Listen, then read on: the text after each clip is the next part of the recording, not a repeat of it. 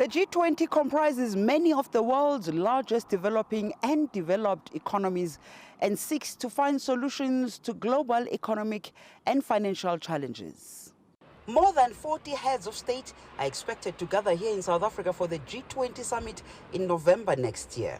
President Cyril Ramaphosa says South Africa is determined to use the G20 summit to advance the interests of emerging economies on the world stage in matters of climate change, conflict and trade. South Africa's G20 presidency takes place at a moment and at a time in which the world is facing a number of serious challenges. The climate crisis is worsening and widening. Across the world, billions of people are affected by underdevelopment, inequality, poverty, hunger, as well as massive unemployment. Working together with the G20 members and building partnerships that are essential to resolving these problems, we will use this moment to bring development priorities of the African continent and more broadly the Global South more firmly onto the agenda of the G20. Some analysts highlighted that South Africa's G20 presidency presents an opportunity to put the continent's challenges on the world stage. South Africa is not only representing herself, it's an opportunity for the whole continent.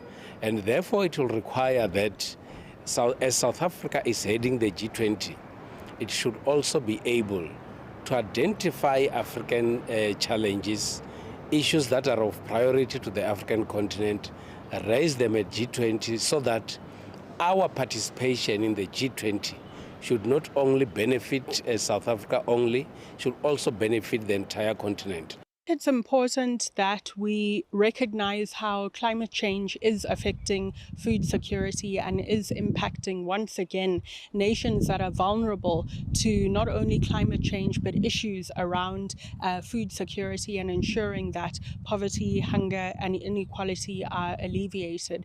And so for Ramaphosa, not only as a South African president, but an African president on this continent, to emphasize those goals, it shows that he is not only attuned to the problems that millions or hundreds of millions of Africans face, but he's also attuned to the cause of food insecurity. South Africa assumed the presidency of the G20 on December 1st, making it the first African country to lead the organization for a rotational one-year term. This is a good news for Africa, good news for South Africa. I believe that more opportunities will come because Ramaphosa is also the president of South Africa. South Africa is one of the top countries in Africa, and I believe that more changes will happen because he's now the G20 president. I think it will help other African leaders to have that belief that, okay, now we can have someone in the G20 who can have a say, because African leaders have been excluded in having a voice.